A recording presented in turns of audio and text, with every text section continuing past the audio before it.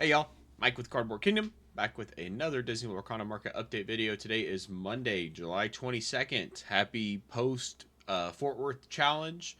Hopefully everyone had a good weekend. I was reading some Reddit posts that we're going to look at here in a little bit about people saying they had a really good time. Sounded like the event went very well.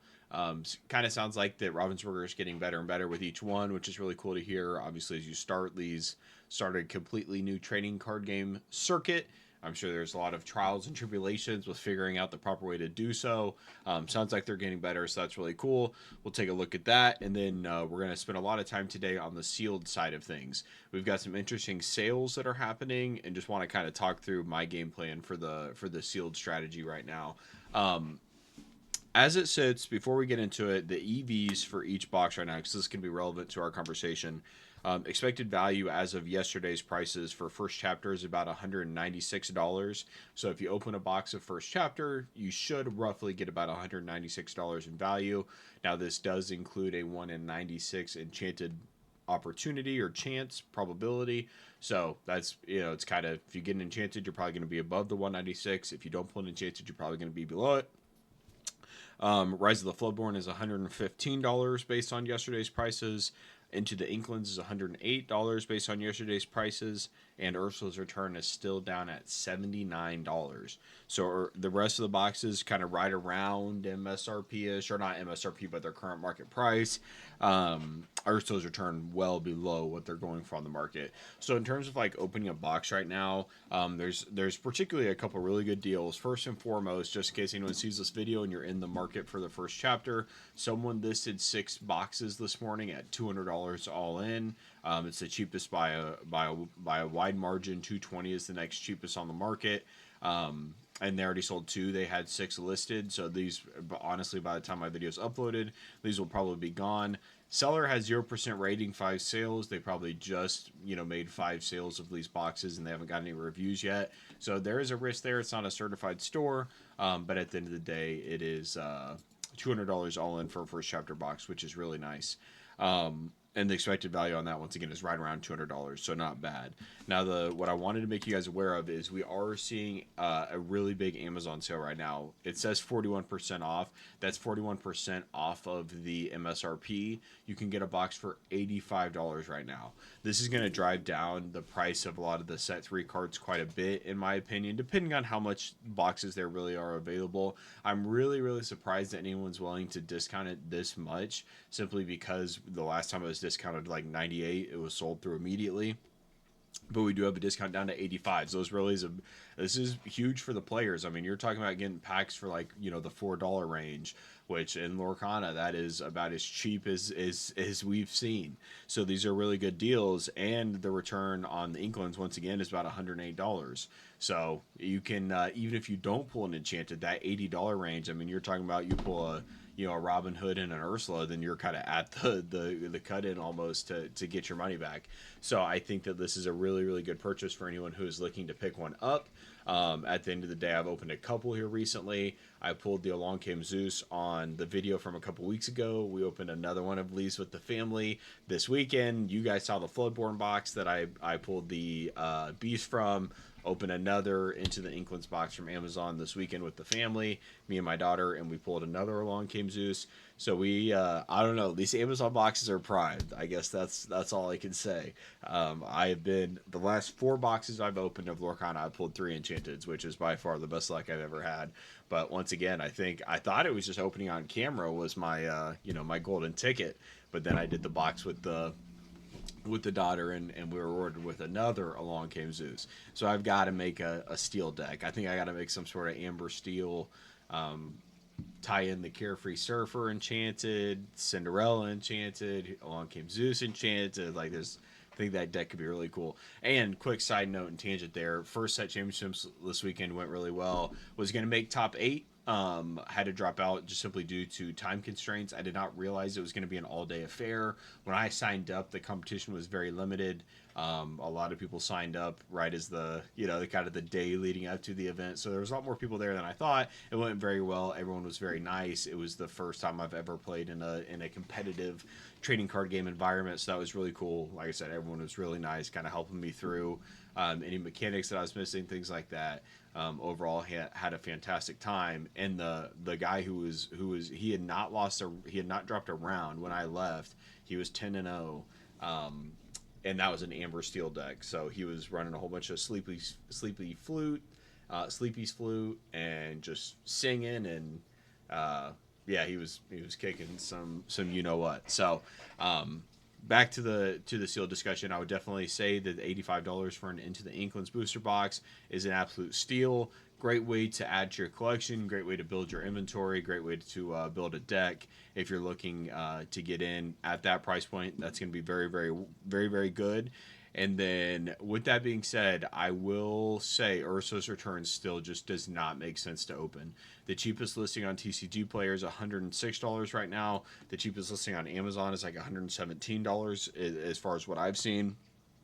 And their expected return on that box is $79, and that's with the enchanted pull rate. So in reality, I mean, your likelihood of breaking even on that box is very, very low.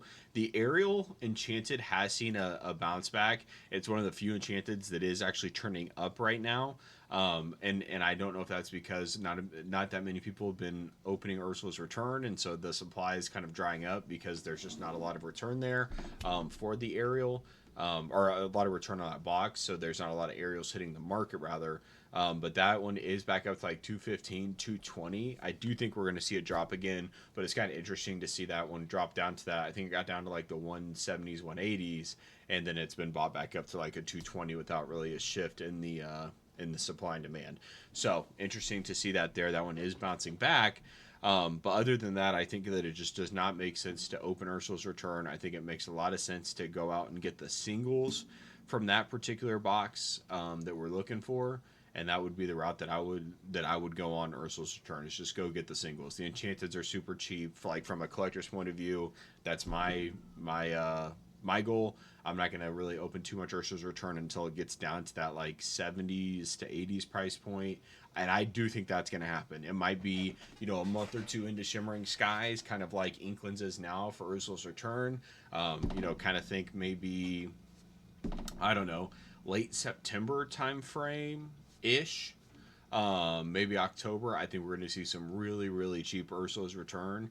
And so that would that would be my goal, to get any sort of like sealed. One thing that I did wrong is I bought an Into the Inklands booster box for like 400, or a case rather, for like 430. I thought it was a good price. It was around $100 a box. I just kind of wanted to get it, put it away, and not worry about it.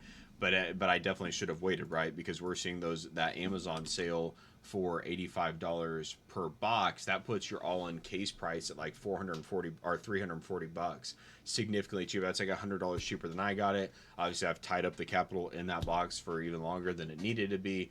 And so, just a reminder on seal. There's really no seal that you should be holding on to apart from the first chapter and probably Rise of the Floodborn at this point. Other than that, there's just no need. There's enough out there. I think the prices are going to be down for long enough.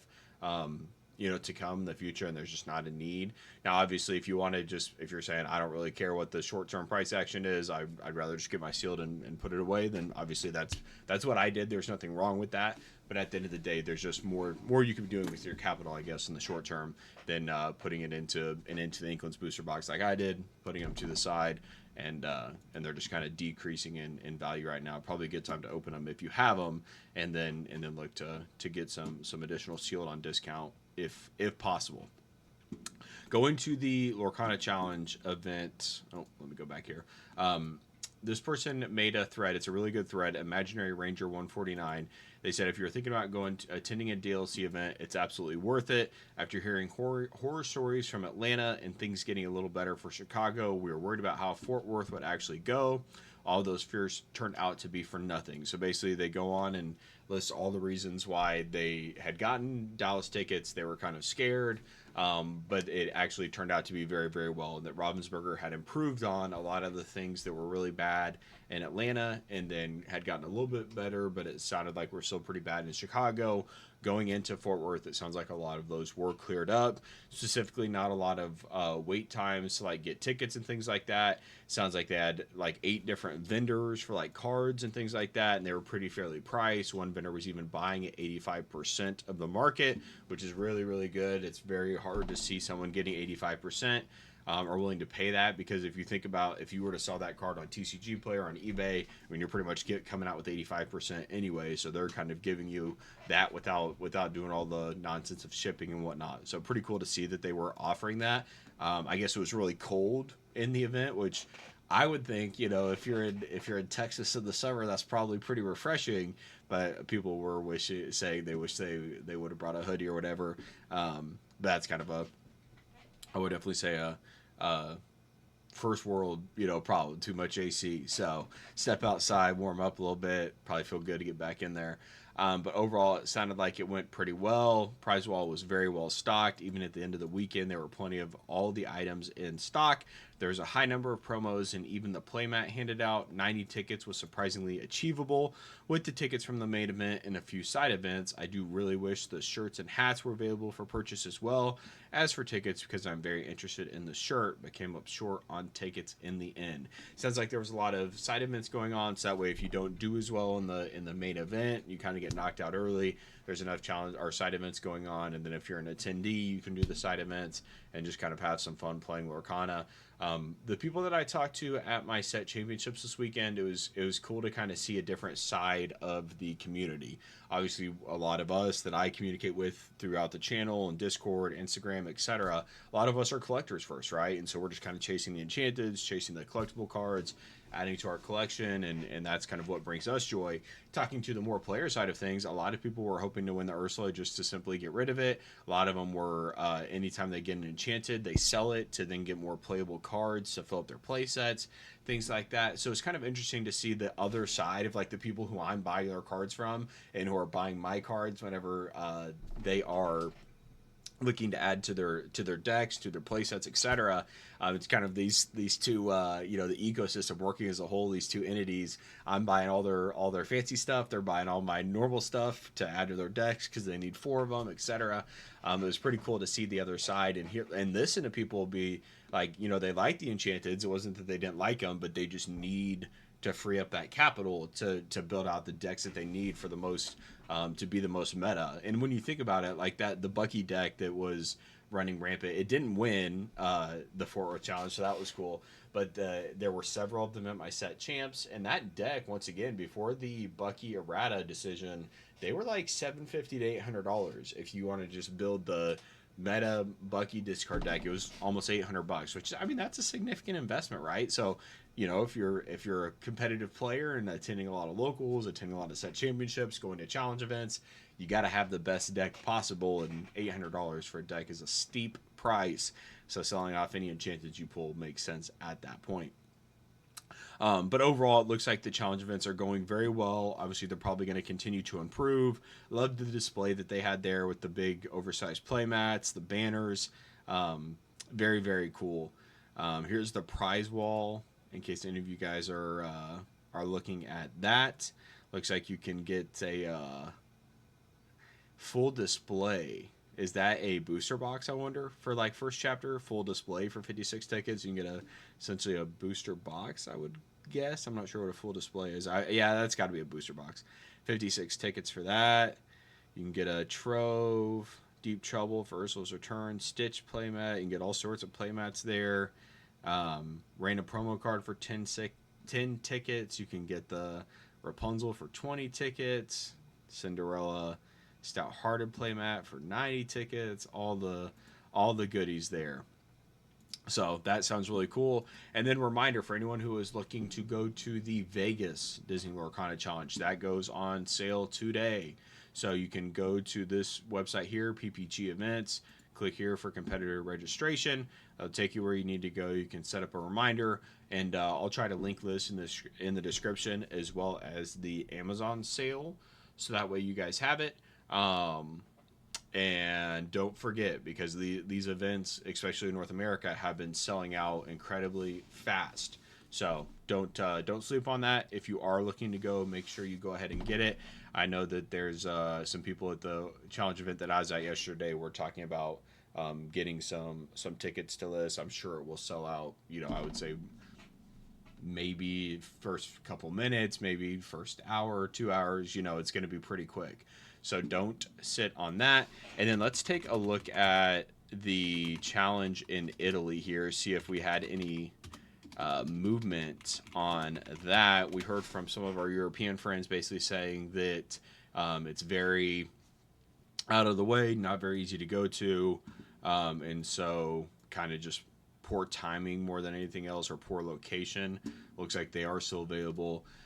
Someone did say that Ravensburger, I believe it was Ravensburger, but someone made a statement saying that they were almost sold out. I think that was announced at one of the other. I think that was maybe announced at the Germany event.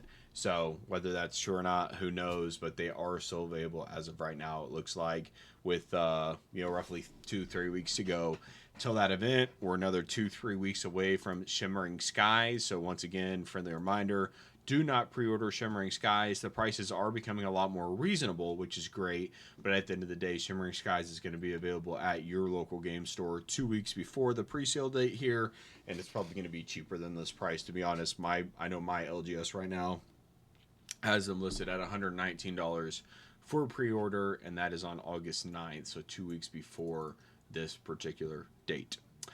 There's been a ton of really cool card reveals that have came out here over the last couple days. So reminder that Mushu Report does have the complete list of all of the card reveals. So go to mushreport.com. You can check out the individual reveals and look at the all-in reveals. I think this is really, really cool.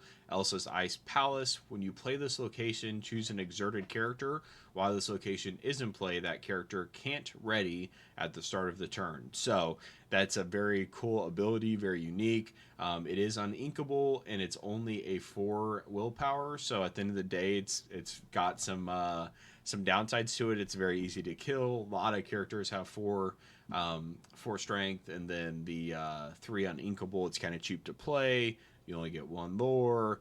Only costs 1 to move there. There's a lot going on there, but I think that it's a really cool card. And then for any of their reveals, if you go down to the Shimmering Skies card list, you can then see everything that's been revealed here by, you can sort it by rarity, you can sort by type, you can sort it by however you want. Legendaries, you still have Donald Duck, Genie, Merlin, Mufasa, and what is this one? I don't think. Oh, okay. I was gonna say I haven't seen that one yet. So we still have the 5 legendaries. We should be getting hopefully another enchanted this week. You would think we'll probably get 1 or 2 per week, and then that last week will probably be flooded with them. But we do have the Pie Slinger thus far, which was a really cool card. So with that being said, guys, that is going to be a wrap on today's video. We'll be back with another video soon, and I will talk to you guys later. Bye.